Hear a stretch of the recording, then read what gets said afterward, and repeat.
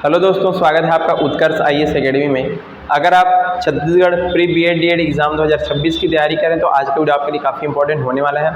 आज के इस वीडियो में जो है हम शिक्षण अभिरुचि और साथ ही साथ बाल विकास के इंपॉर्टेंट एमसीक्यू जो है करने वाले हैं। ये आपके आगामी एग्जाम्स के लिए काफ़ी इंपॉर्टेंट होने वाला है। तो चलिए बिना किसी देरी के आज हमारा जो वीडियो है शुरू करते हैं। वीडियो को अंत तक देखते रहिएगा। पहला क्वेश्चन यहाँ पर देखिए कि यदि कोई छात्र जो है आपकी कक्षा में बार बार जो है अनुशासनहीनता करता है तो एक शिक्षक के रूप में आप जो है क्या करेंगे। ऑप्शंस देखिए, उसको कक्षा से बाहर निकाल देंगे, ये तो गलत हो जाएगा। उसके माता पिता को जो है शिकायत करेंगे। अगला ऑप्शन देखिए, उसकी अनुशासनहीनता के पीछे के कारणों का जानने का यहाँ पर प्रयास करेंगे या फिर उसे पूरी कक्षा के सामने कड़ा दंड देंगे। तो चलिए बताइए इसका राइट आंसर क्या हो जाएगा। ऑप्शन नंबर सी, यानी कि उसकी अनुशासनहीनता का पीछे का कारण जानने का हम क्या करेंगे, प्रयास करेंगे।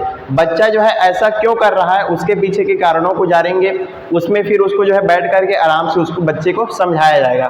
तो इस तरीके से यहाँ पर इसका राइट आंसर क्या हो जाएगा, ऑप्शन नंबर सी, मतलब उसके जो अनुशासनहीनता के पीछे का कारण है उसको हमको जानना है, उसको दूर करना है।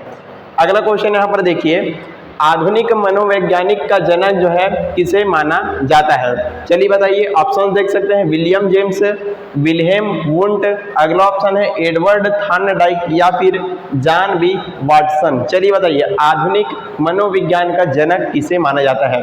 इसका राइट आंसर हो जाएगा ऑप्शन नंबर बी, यानी कि विल्हेम वुंट को माना जाता है। ये जो है जर्मनी के क्या थे, साइंटिस्ट थे और इन्होंने जो है पहली मनोवैज्ञानिक प्रयोगशाला की यहाँ पर स्थापना किया था। तो इसको भी आपको याद रखना है, विलियम वुंट को। चलिए आगे बढ़ते हैं अगले क्वेश्चन की ओर। यहाँ पर अगला क्वेश्चन है कि जीन पियाजे के अनुसार जो है संज्ञानात्मक विकास की किस अवस्था में बच्चा वस्तु स्थायित्व का गुण प्रदर्शित करता है। सारे के सारे क्वेश्चंस काफी इंपॉर्टेंट होने वाले हैं आप लोगों के लिए।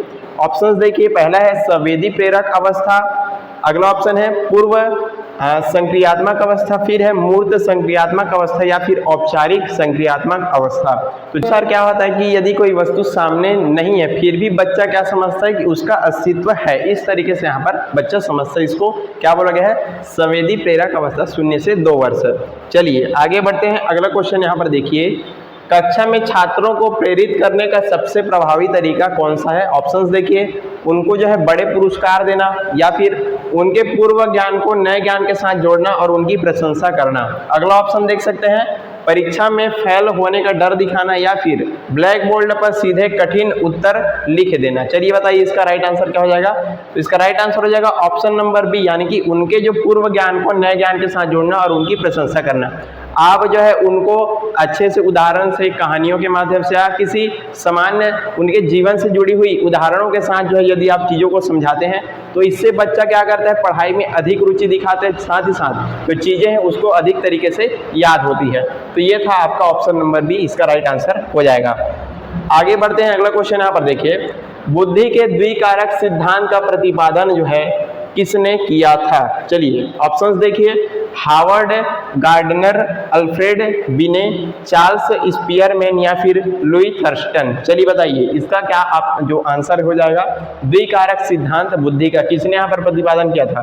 तो इसका राइट आंसर हो जाएगा ऑप्शन नंबर सी, यानी कि चार्ल्स स्पियरमैन ने बताया था द्विकारक सिद्धांत बुद्धि का। एक होता है सामान्य बुद्धि, दूसरा होता है विशिष्ट बुद्धि। तो इसको आपको याद रखना, काफी इंपॉर्टेंट ये भी आपके लिए होने वाला है।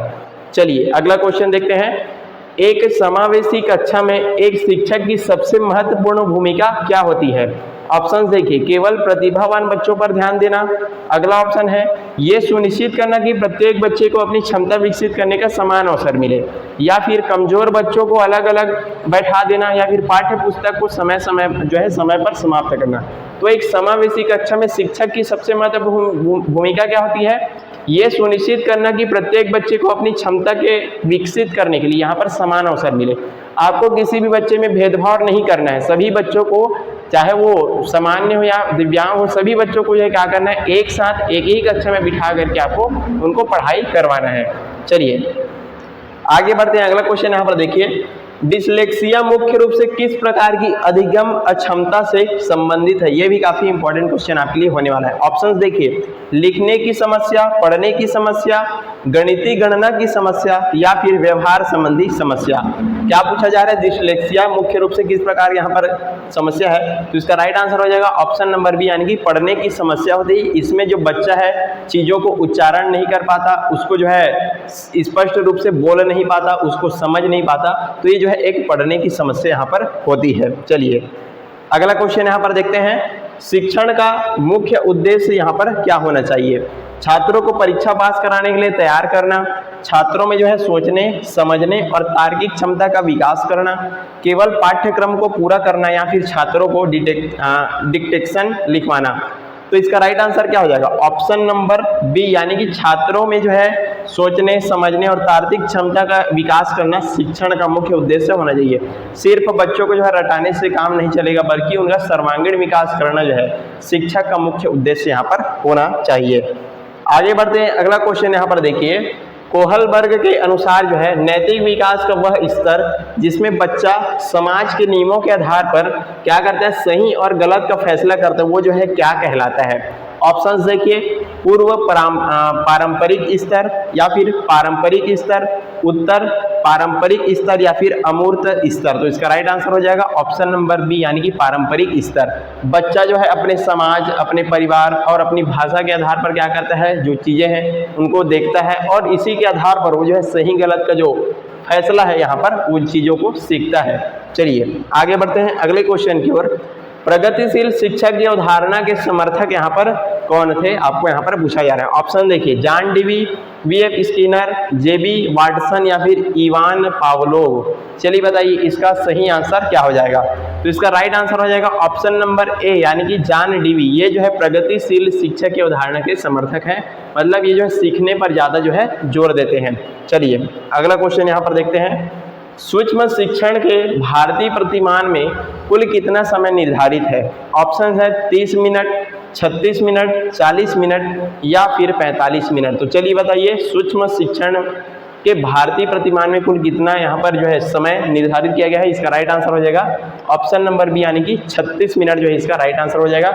इसको अन्य और भागों में यहाँ पर बांटा गया, जैसे कि पुनः योजना हो गया, शिक्षण का काम हो गया 12 मिनट, 6 मिनट, इस तरीके से यहाँ पर इनको बांटा गया है। चलिए अगला क्वेश्चन यहाँ पर देखते हैं, प्रयास एवं त्रुटि का जो सिद्धांत है किसने दिया था? ये भी काफी इंपॉर्टेंट क्वेश्चन आपके एग्जाम्स के लिए होने वाला है। ऑप्शन देख सकते हैं, थार्नडाइक, कोहलर, स्किनर या फिर पावलोव। चलिए बताइए प्रयास और त्रुटि का सिद्धांत किसने दिया था? तो इसका राइट आंसर हो जाएगा ऑप्शन नंबर ए, यानी कि थार्नडाइक ने दिया था प्रयास और त्रुटि का सिद्धांत। इस सिद्धांत में क्या बोला गया था? उसने बोला कि जो भी चीजें हैं, जो भी व्यक्ति है, इंसान है, वो जो है बार बार प्रयास करता है, गलतियां करता है और वहीं से वो जो है चीजों को सीखता जाता है। बिल्ली पर इसने क्या किया था? प्रयोग किया था थार्नडाइक ने। तो आपको याद रखना है प्रयास और त्रुटि का सिद्धांत। चलिए अगला क्वेश्चन यहाँ पर देखिए, क्रिया प्रसूत अनुबंधन सिद्धांत में किस जीव पर प्रयोग किया गया था? यह भी काफी इंपॉर्टेंट और अच्छा क्वेश्चन जो प्रश्न है आपके लिए होने वाला है। ऑप्शन देखिए, कुत्ता, बिल्ली, चूहा और कबूतर या फिर चिंपांजी। तो क्रिया प्रसूत अनुबंधन का सिद्धांत में जो है चूहा और कबूतर पर प्रयोग किया गया था और प्रयोग करने वाला था स्किनर। आपको जो है याद रखना है। चलिए आगे बढ़ते हैं, अगला क्वेश्चन देखिए, सतत एवं व्यापक मूल्यांकन का मुख्य उद्देश्य क्या है? छात्रों को केवल शैक्षणिक कमियों को जांचना, बच्चे के विकास के सभी पक्षों को निरंतर मूल्यांकन करना, साल के अंत में बोर्ड परीक्षा लेना या फिर जो है बच्चों को रैंक या ग्रेड देकर के अलग करना। तो इसका राइट आंसर क्या हो जाएगा? ऑप्शन नंबर बी, यानी कि बच्चे के विकास के सभी पक्षों का निरंतर जो है मूल्यांकन करते रहना। पढ़ाई के मूल्यांकन तो करना ही है, साथ ही साथ जो अन्य जो चीजें होती है, बच्चा कैसा है, क्या है, वो सभी चीजों के बारे में हमको समय समय पर जो है मूल्यांकन यहाँ पर करते रहना चाहिए। इसका राइट आंसर हो जाएगा ऑप्शन नंबर बी। चलिए अगला क्वेश्चन देखते हैं, यदि आपकी कक्षा में कोई छात्र गृह कार्य यानी होमवर्क करके नहीं आता तो आप जो है क्या करेंगे? उसको जो है शारीरिक दंड देंगे, उसको क्लास के बाहर खड़ा कर देंगे, गृह कार्य न करने के कारणों को जानने का प्रयास करेंगे, उनकी मदद करेंगे या फिर उसकी डायरी में नोट लिख करके माता पिता को डांटेंगे। तो चलिए बताइए इसका राइट आंसर क्या हो जाएगा? ऑप्शन नंबर सी, यानी कि क्यों वो जो है होमवर्क नहीं कर रहा है, इसके पीछे के कारणों को जानेंगे। क्या उसको जो आपका विषय है समझ में नहीं आ रहा है, घर में कोई किसी प्रकार की उसको परेशानी हो रही है, इन सभी कारणों का जो कारण है उनको जानेंगे और उसकी मदद हम जो है करेंगे। इसका right answer option number C हो जाएगा।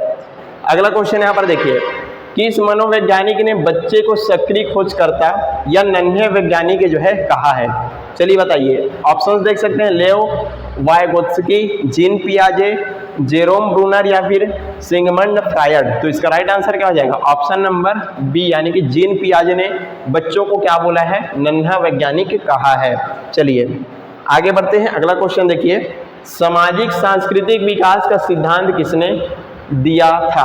ऑप्शन है यहाँ पर लेओ वाइगोत्स्की, जीन पियाजे, लॉरेंस कोहलबर्ग या फिर एरिक एरिक्सन। तो चलिए बताइए इसका राइट आंसर क्या हो जाएगा? ऑप्शन नंबर ए, यानी कि लेओ वाइगोत्स्की ने दिया था सामाजिक सांस्कृतिक विकास का सिद्धांत। इसमें क्या बोलते हैं कि जो बच्चा है अपना परिवार, अपना समाज, अपनी भाषा से जो है चीज़ों को सीखता जाता है। चलिए अगला क्वेश्चन यहाँ पर देखिए, शिक्षण की खेल विधि मुख्य रूप से इस पर आधारित है? शिक्षा के समाजशास्त्री सिद्धांतों पर, विकास एवं वृद्धि के मनोवैज्ञानिक सिद्धांतों पर, शिक्षण की आर्थिक स्थितियों पर या फिर केवल शारीरिक शिक्षा के कार्यक्रमों पर? तो इसका राइट आंसर हो जाएगा ऑप्शन नंबर बी, यानी कि विकास एवं वृद्धि के मनोवैज्ञानिक सिद्धांतों पर ये जो है आधारित है शिक्षा की खेल विधि। इसमें बच्चा जो है खेल खेल में चीज़ों को सीखता है और उसका जो विकास यहाँ पर होते जाता है, मानसिक रूप से भी और शारीरिक रूप से भी। चलिए अगला क्वेश्चन देखिए, जब एक शिक्षक ये मान लेता है कि लड़के गणित में अच्छे होते हैं और लड़कियां भाषा में, तो ये किस बात को यहाँ पर दर्शाता है? ऑप्शन देखिए, लैंगिक रूढ़िवादिता, लैंगिक समानता, प्रगतिशील सोच या फिर नैतिक दृष्टिकोण। तो चलिए बताइए इसका राइट आंसर क्या हो जाएगा? इसका राइट आंसर हो जाएगा ऑप्शन नंबर ए। ये क्या कहलाता है? लैंगिक रूढ़िवादिता कहलाता है। मतलब जो पहले से जो बातें चली आ रही है उसी को एक टीचर मान लेता है कि जो लड़के हैं वो गणित में अच्छे होते हैं और लड़कियां भाषा में। तो ये कहलाता है आपका लैंगिक रूढ़िवादिता, आपको याद रखना है। लास्ट क्वेश्चन है हमारा कि सृजनात्मकता का संबंध मुख्य रूप से किस प्रकार के चिंतन से है? ऑप्शंस देखिए, अभिसारी चिंतन से, अपसारी चिंतन से, तार्किक चिंतन से या फिर स्मृति आधारित चिंतन से। तो इसका राइट आंसर क्या हो जाएगा? ऑप्शन नंबर बी, यानी कि अपसारी चिंतन से। इसमें क्या होता है, मान लो एक कोई परेशानी है, एक कोई समस्या है, तो उसका अलग अलग तरीके से यहाँ पर क्या किया जाता है? हल निकालने का प्रयास किया जाता है। ये कहलाता है आपका अपसारी चिंतन। इसका राइट आंसर यहाँ पर हो जाएगा। यहीं पर आज का हमारा जो वीडियो है समाप्त होता है। हमने काफ़ी बेहतरीन तरीके से आपको इंपॉर्टेंट क्वेश्चन बता दिए जो कि आपके एग्जाम से काफ़ी आपको हेल्प होने वाला है। आई होप आपको सारी चीज़ें अच्छे से समझ में आ गई होगी। चलिए पढ़ते रहिएगा, इसी तरह के अन्य वीडियोज़ के साथ आपसे मिलते हैं। Thank you so much.